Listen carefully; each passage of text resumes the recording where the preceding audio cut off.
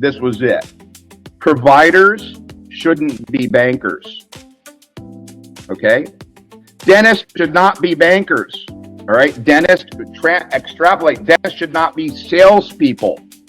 Ethically, it's challenging. Ethically, it's inappropriate. Okay? You can't coach a customer how to apply. And if it's stated income, let's say they have 800 credit, but they lost their job a month ago, or let's say they take care of their kids at home, and you don't know if they have savings, and let's say they don't have, and they put in there that they have no income or low income because they have a family income, or they have a rich the family or the trust fund that you don't know about, and the underwriting platform is going to give them $3,000 instead of $15,000 because they have no income, but they don't really not have income. They just don't have income based on the way they applied. So here we are again with blind intelligence. The customer is blind, the provider is blind. You hope that they pick up a cherry pamphlet, which is Synchrony. They're worth $19 billion. JP Morgan's worth $650 billion. So they're puny. So you have Care Credit Leader. You give them that, and then maybe they get qualified for 5, 10, 15 grand. They're not getting 40 grand out of Care Credit. Care Credit's not going to underwrite them for that much. They're going to reduce their risk profile. So you're going to hopefully get them to get Care Credit. Hope they have great credit. Hope they didn't apply for an Apple card 2 months ago and got an inquiry and they're going to get declined, but you don't know. But let's assume they do get apply. Then now they have a $10,000 or a $15,000 payment. Let's say it's 0% with Care Credit. You're going to now take a 15-point haircut discount from Care Credit immediately. So you're already losing 15% of your treatment plan. And on top of it, you need to now figure out how to recover the other $20,000 from the client.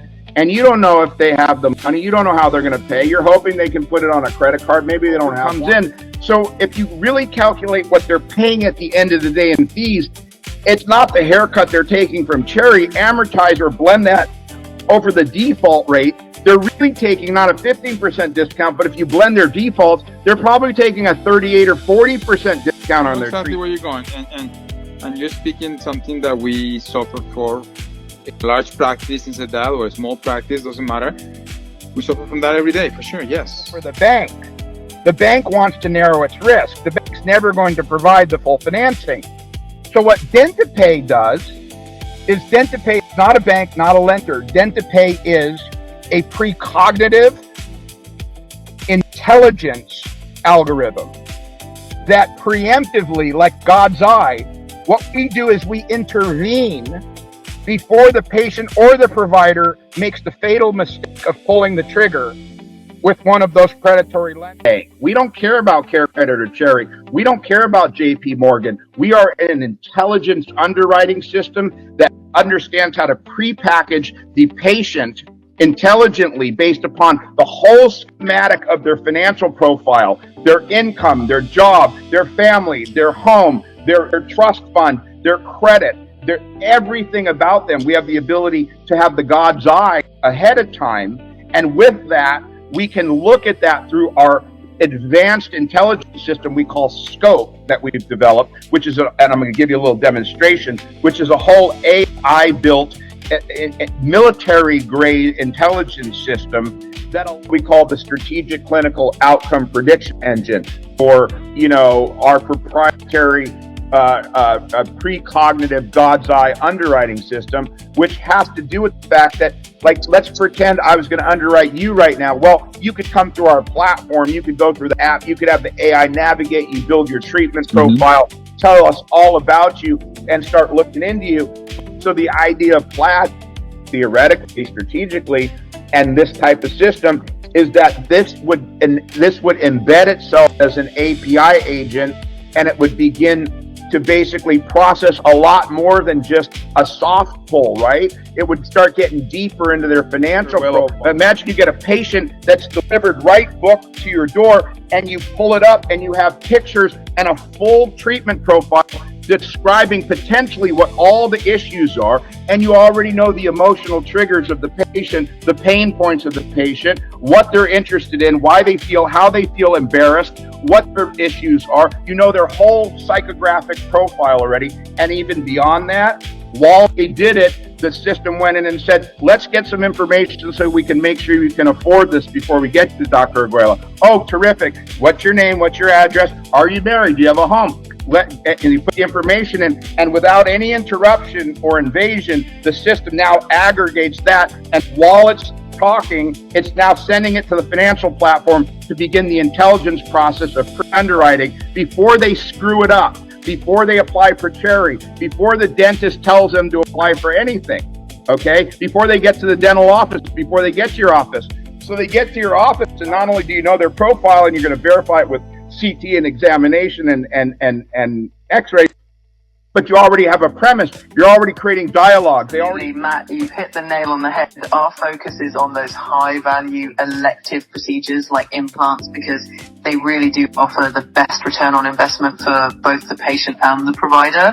We've done extensive market research to really understand the patient demographic that's most likely to opt for these kinds of treatments, and we're tailoring our approach to ensure that we're hitting that sweet spot of need and profitability. So definitely not taking a blanket approach. It's all about precision and making sure that we understand the patient profile and their needs. Let me know if there's anything else you'd like to dive deeper into. Hey, what competitive research? Who do you think your top competitors are for what you guys are doing? That's a great question, Matt. In terms of competitors, we definitely keep an eye on the big names like Care Credit and Cherry, since they also operate in the patient financing space. But what sets us apart is our focus on the intelligence-driven approval process and our emphasis on optimizing treatment plans for both the patient and the provider. So while they might be the big players, we see ourselves as carving out a unique niche with our more tailored data-driven approach. So from the previous case that you were discussing for the med mouth, what would be your estimate on cost of treatment for that patient? For a complex case like that, the cost can vary widely depending on the extent of the damage and the specific treatments needed.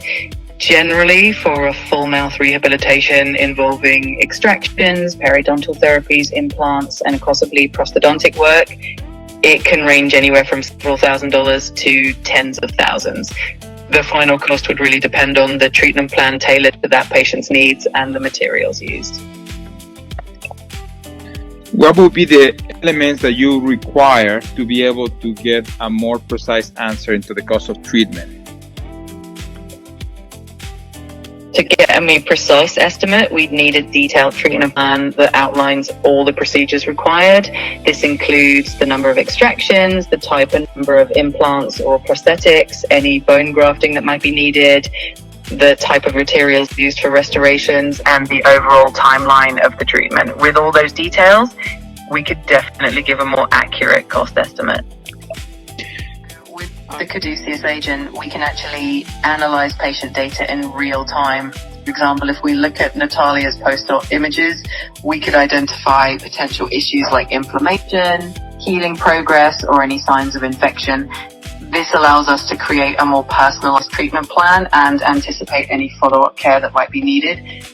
It's all about using that data and those visuals to stay one step ahead, ensuring that the patient gets the best possible care and that the provider has all the information they need right from the start. Yes. We'll convert 3/4 of your patients, and more importantly, we'll give you the God's eyes intelligence before you screw it up. And how do they screw it up? If you go get somebody to apply for cherry, even if they have 800 credit, and you don't know, which a dentist doesn't because that's not his business, and the customer doesn't know, that they applied for an Apple card or for JP Morgan Chase card that they got in the mail 3 weeks before, they're going to get declined because JP doesn't like inquiries. The dentist doesn't know that. The client doesn't know that. So there's someone out the door. Why? Because you didn't have intelligence. So we go beyond underwriting. We use Plaid and other types of specialized proprietary tools. We go inside and find out things, even if the patient might not have the best credit, we have the ability to understand the internal infrastructure of their entire financial ecosystem while we emotionally engage them. Everyone wants beautiful teeth. Everybody wants to feel better about themselves. We know that emotionally, and we utilize that through our system. And, I'm working with a lot of thought leaders within dentistry, but more importantly, the marketing companies that are targeting customers, patients to get into seats. And we know that doctors really, their primary focus should be diagnostic accuracy and improve patient care. Meanwhile, we use this unique financial intelligence hub to get the patient data, to get the credit pathways, get the treatment plans, converge all of that for a seamless, we like it frictionless, high value care unit that they can have confidence on both sides that this is utilizing tech that has not been harnessed the right way. We're harnessing it to use its ability to get more patients financed and just improve conversion. So there's a lot of thought leaders and influencers throwing around AI to help with the diagnostics. We're utilizing it to convert more patients, and that's what's most important. Dental office, but if they can't pay for it, they're not a patient. Doesn't help the patient, doesn't help the provider.